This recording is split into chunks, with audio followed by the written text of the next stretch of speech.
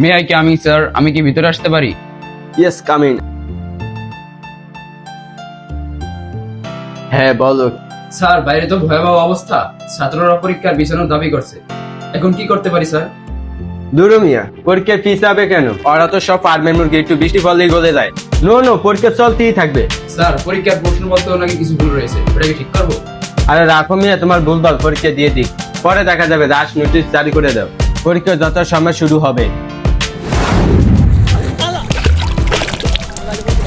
HSC পরীক্ষার সময় বৃষ্টির চলাকালীন অনেক শিক্ষার্থীরাই পরীক্ষা দিতে আসছে। যেমন এখানে অনেক শিক্ষার্থীরা পরীক্ষা দিতে আসছে যে শরীর পুরো ফুল ভিজা, কিন্তু এদের তুমি যে পরীক্ষা আসো তোমার কতটুকু পরিমাণ কষ্ট হয়েছে? হেলিকপ্টার মিলন উনি তো এসি রুমে বসে সিদ্ধান্ত দিতেছে পরীক্ষা চালু থাকবে, কিন্তু দেশের পরিস্থিতি কিরকম ওটা তার উনি দেখে নাই। ছাত্ররা যে কত কষ্ট করে এত ঝড় বৃষ্টি দিয়ে নৌকা দিয়ে এসে তারা কি পরীক্ষা দিতেছে, এটা তো আর উনি দেখে নাই। শুধু কি পরীক্ষা দিলেই হবে? নিজেদের জীবন তো আগে রক্ষা করতে হবে। এই ঝড় তুফানের ভিতরে পরীক্ষা দেওয়া এটা কি আসলেই আমাদের জন্য ঠিক? এই পরীক্ষাটা 2 দিন পিছিয়ে দিলে কি হইতো? এরকম কি ক্ষতি হইতো 2 দিনের জন্য? দেখেন, আজ মাঝে আমার পানির ভিতরে দিয়ে আমি পরীক্ষা দিতে আইছি। পরীক্ষা দিতে আসার সময় আমি রাস্তায় পিছল খেয়ে পড়ে গেছি। আমার এখন সব ভিজে, আমি এই ভিজা অবস্থা নিয়ে আমি পরীক্ষা দিতে আসছি। যদি আমি রাস্তায় পড়ে গেছি তখন যদি আমার একটা ক্ষয়ক্ষতি হতো, তাহলে কি উনি কি আমার এই ক্ষয়ক্ষতির দিত, খরচ দিত, কি আমার বাসায় যায় চাইতো?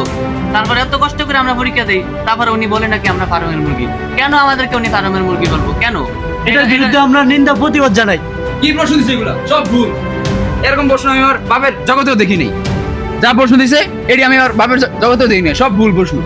উনি এসি রুমে আমাদেরকে বসে বলতেছে নকল আর হবে না, কিন্তু উনি যা প্রশ্ন দিছে ওটা তো বইয়ের ভিতরে নাই প্রশ্ন। এরকম প্রশ্ন দিছে আমি আমার বাপের জগতেও দেখিনি ওরকম প্রশ্ন। আমরা এখন কি কি লিখবো, কি পরীক্ষা দিব? সব ভুল।